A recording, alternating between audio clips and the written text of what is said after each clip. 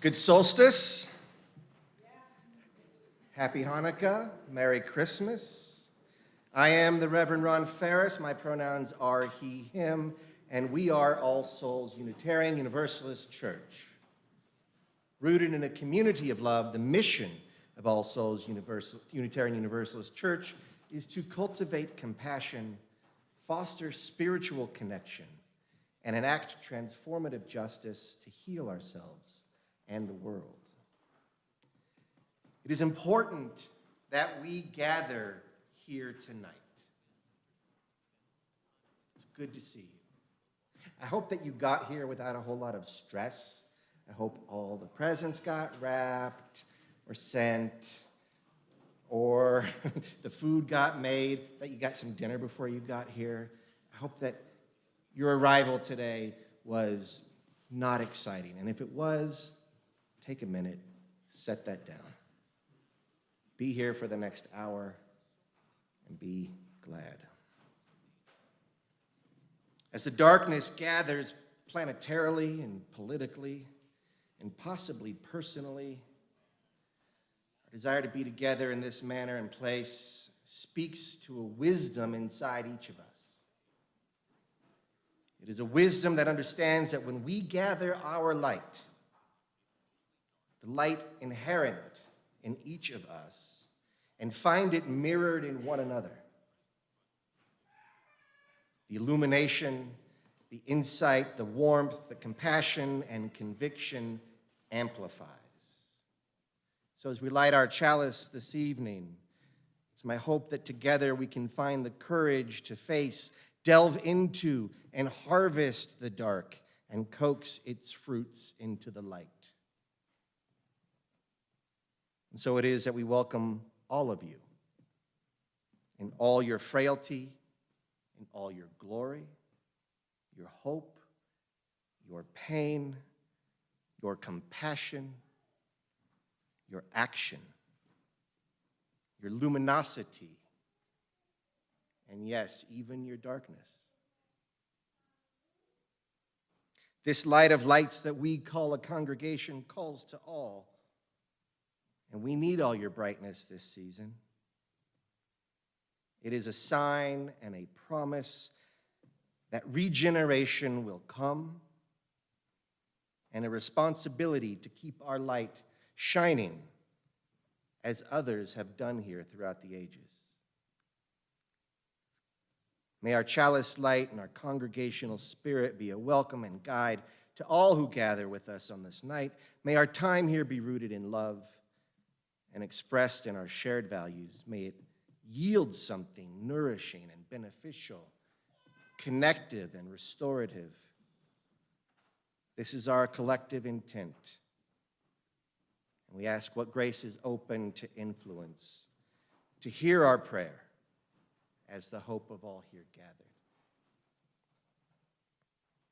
One of the ways that we shine our light and coax it brighter is through acts of kindness and generosity.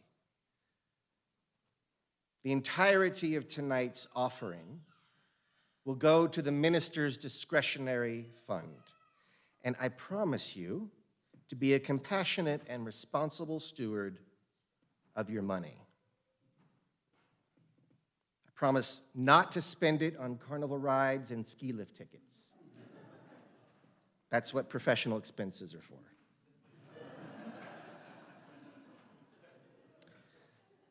The discretionary fund, on the other hand, allows me to help acute financial hardship for members and friends of this congregation. It also allows me, well, actually, it allows us to sponsor scholarships to various UU professional and leadership development for staff and church leadership. So I'm not sure why it has been the case, but this year has seen more discretionary need than I have seen in my 15 years of ministry. Sign of the times, perhaps. Whatever the cause, the fund currently sits empty. I've zeroed it out. I have no ability to help. I have had to say no to people who needed to hear yes. So this fund can stave off eviction. It can be a kind of first aid that helps get people back on their feet. It is direct. So please, reach into your hearts or into your wallets, and let's see what we can do to restock this critical ministry. On behalf of those in need of our help, I thank you for your generosity and kindness.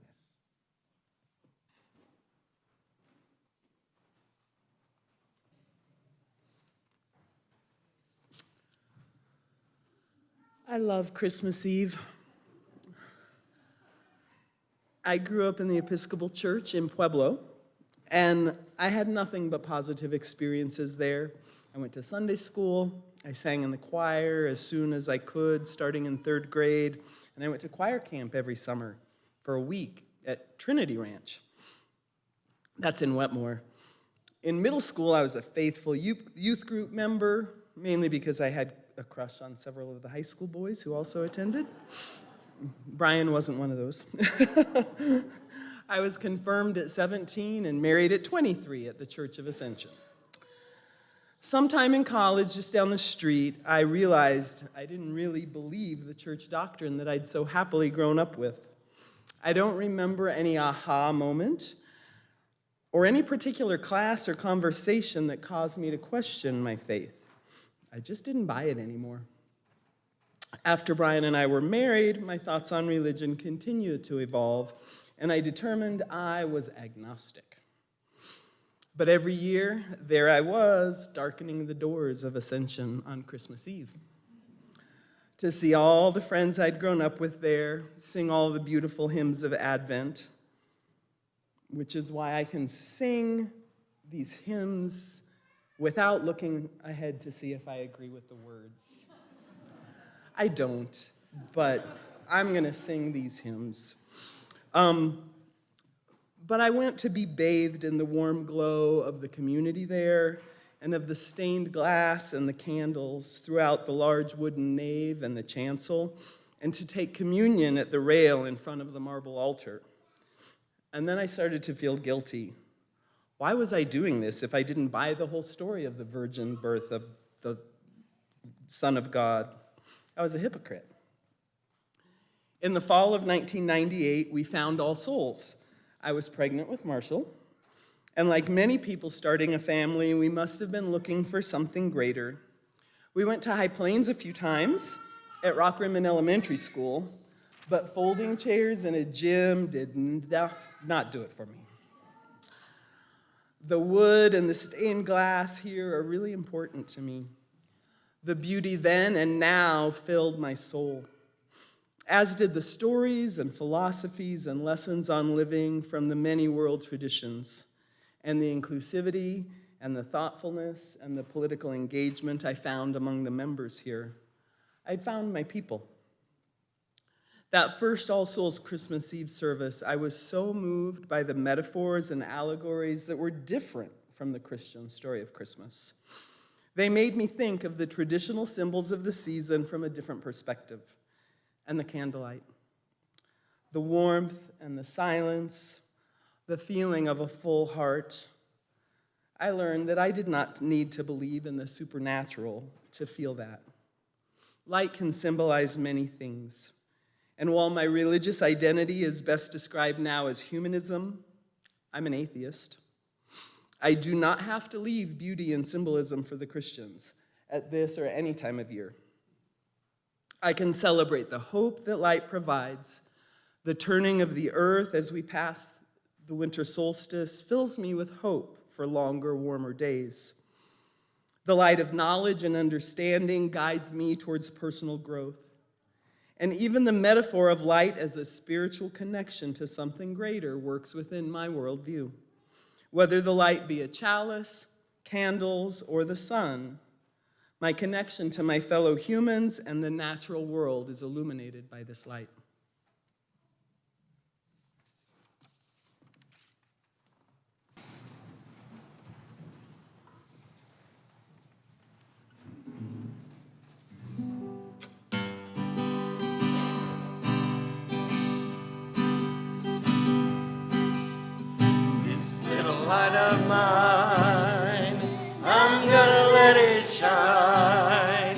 This little light of mine, I'm gonna let it shine.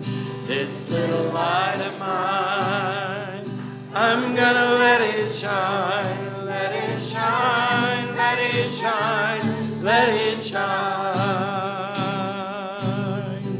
Everywhere I go, I'm gonna let it shine. Everywhere I go, I'm gonna let it shine. Everywhere I go, I'm gonna let it shine. Let it shine, let it shine, let it shine. Building up a world, I'm gonna let it shine. Building up a world, I'm gonna let it shine. Building up a world, I'm gonna let it shine. Let it shine, let it shine, let it shine.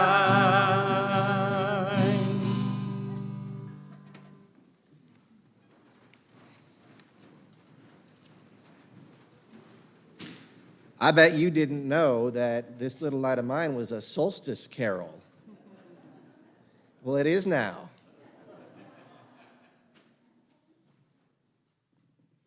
One of the ways that we shine our light, oh, nope, that was the wrong script.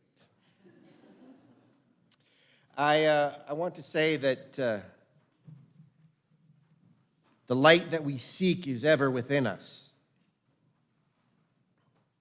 And I want also to say that the light we seek is beyond us and calls us out into it and assures us beyond circumstance. And maybe both are true. Maybe like calls to like. Maybe they are reciprocal, this inner and outer light, and feed one another. Maybe the light of life amplifies the radiance of our hearts, and our hearts answer in return. And yet, it is also true that there are times when we are dogged by grief and met face to face with confusion or anguish or loss.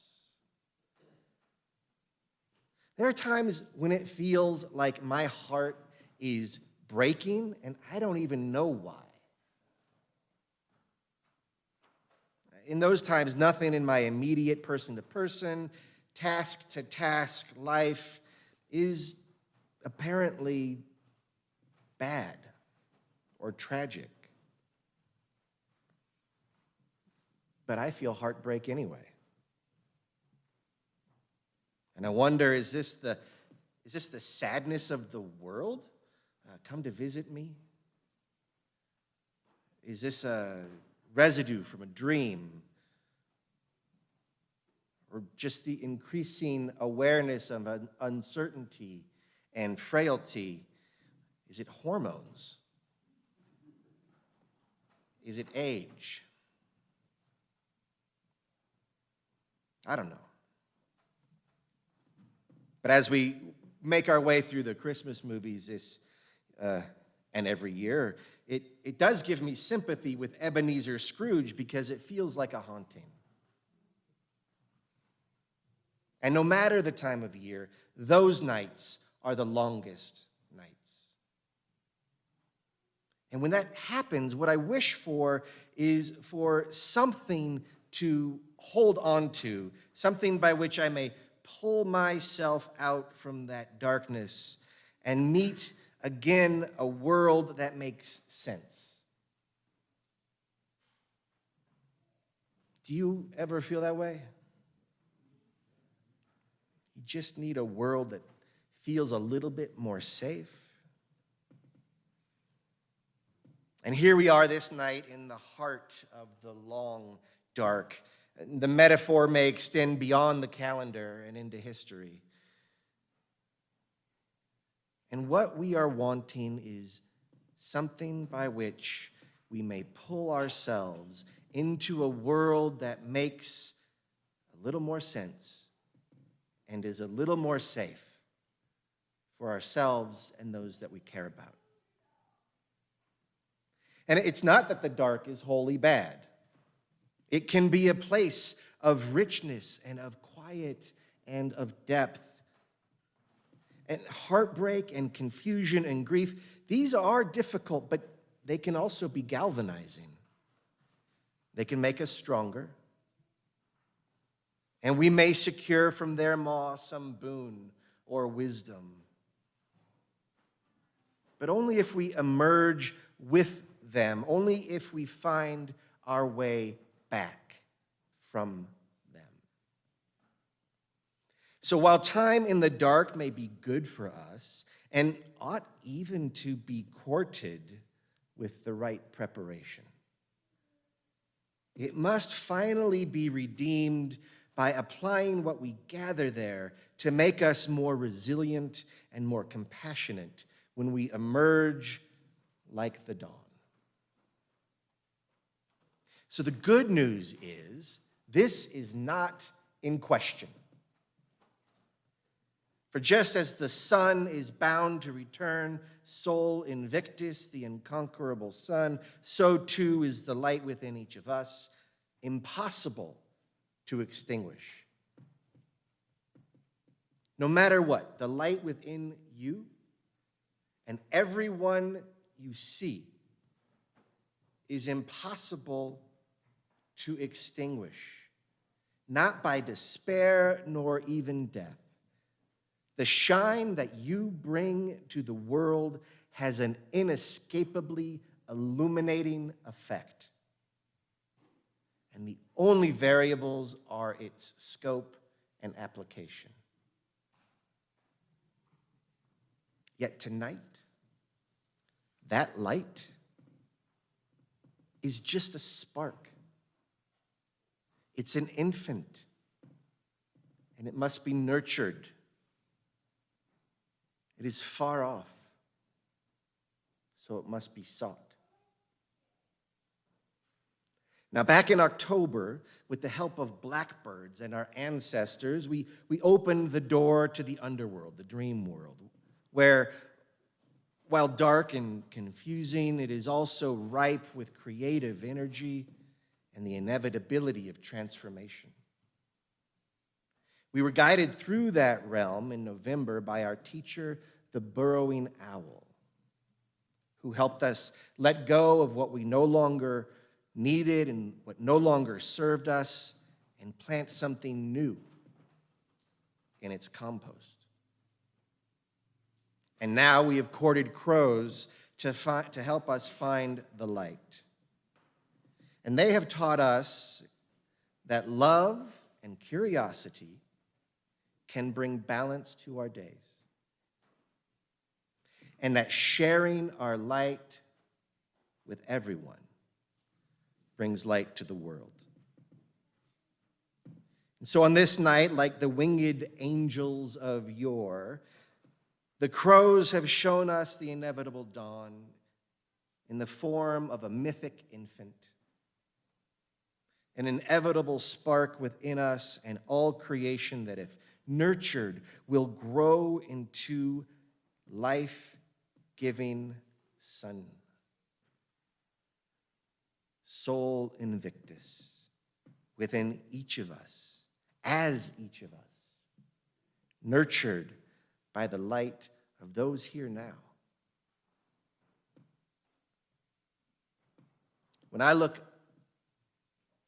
at you, I see stars mirroring the night sky, giving light back to night and all creation. From the underworld, we call each other back to life, from dream to day. Made different and deeper by our twilight sojourn, we return to apply what we have learned and become the light that we have found. We embody the starlight blazing across time and space to find us to find this planet so that life springs from non-life, and all things are miraculous and holy. This night, receiving that light, condensing it into a narrative and housing it in an infant, our congregation, whose story is oriented to love and fearless freedom, is meant to remind us that life is beautiful. This is our faith. And this night celebrates our faith, that life is beautiful. Our faith coming as it might in the form of an infant or a crow or the inevitability of light. Let us allow that faith to lead us to more love and creativity and beauty and compassion, and be grateful for this Yuletide clarity, this Christ light in all creation. Let us nurture it and each other and be caught up in its bright insistence. So to mark this promise, we turn once again to ceremony. Now, we have participated in water communion, which speaks to our character individually and collectively, and in soil communion, which speaks to our yearning. Tonight, we engage in a traditional and time-honored ceremony of passing a flame from one to the next. This is nothing less than a communion of fire. It is a ceremonial demonstration of our care for each other. That light symbolizes that we will nurture each other with our own light, a reflection of, assurance of, and call to the returning sun. It's a promise and our faith and a joy.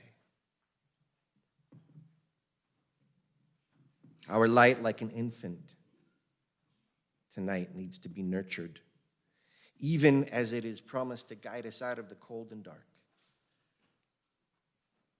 This light, like the babe, is our promise. Through it, may we find love and life and beauty. And here now is its message. Close your eyes to listen closely. Close your eyes to see, for I speak this truly. You are love. What would it be like to believe that? To trust your light. But it's true. You are love. You are life, and life is love. That's the truth. Essentially, life is love. You are life, and life is love. You are love. You are life. Life is love. You are love. You are the light and the dark and their dance. Your hands are the hands of the sun as it flows through plants and then through you, the template and temple of dreams. You are life, and life is love. You are love. May we share our radiance, our love to light the world, and especially when it needs us as it does now, as we need each other, when we need clarity, we need our light. You are love. All of you, everything, and knowing that everything is love, that is the heart of all magic. And so let us do some magic. Lynne, As the emerging sun, would you please carry our chalice flame from altar to altar? And with those of you who brought chalices to the altar, please come forward.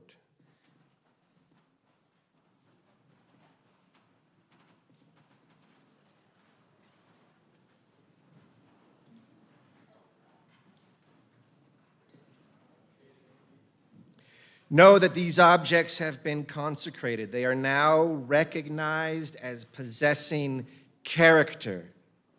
They are made sacred by saturation in this company and its cause, given meaning and charge simply by being here together, like you, on this night, in the glow of our cumulative hope and care, soaked in our collective magic, our love suffused with light, whether their wick is lit or not. May your chalice remind you of your truth, that you are love, and of our truth, that you are loved. Understanding that blessing, I invite you to light your chalices from our community chalice. But if you do so, please sort of remain around the altar here. So please go ahead and light your chalices. There's several candles up here.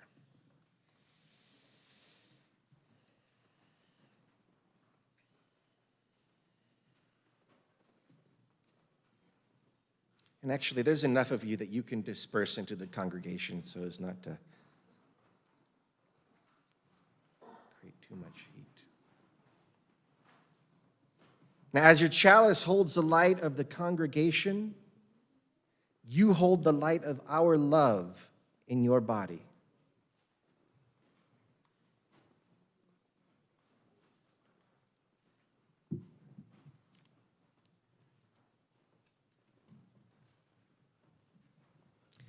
I invite the congregation to rise in body or spirit. To honor the solstice, this longest night, and what it indicates, the return of light, I invite the chalice bearers to now return to your seats, to return the light that gave them light so that others may take and likewise share the light of our collective spirit. So please light your candles off the chalice nearby.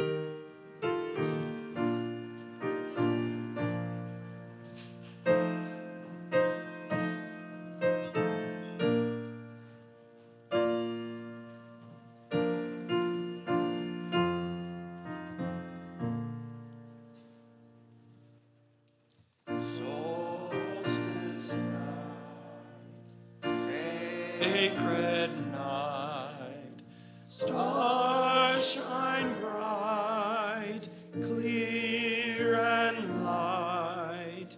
Longest darkness now fades away, bringing hope of a brand new day. Peace and stillness we find. Peace and stillness we find. Please remain standing for the benediction as we leave this sacred time, this hour of holiness that we have created together. Go knowing that even as we blow out the wicks in our chalices and candles, you are taking that light into you. And it is our responsibility and joy to share that with those we encounter, especially this night. May you have a blessed solstice time, a Merry Christmas, a Happy Hanukkah. Let's go in peace. Let's go singing.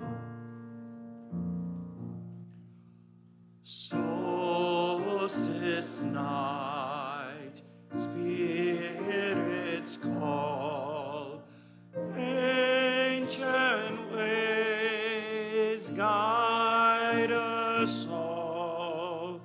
Gather here in love and in care. Earth renews, and so we must dare. Try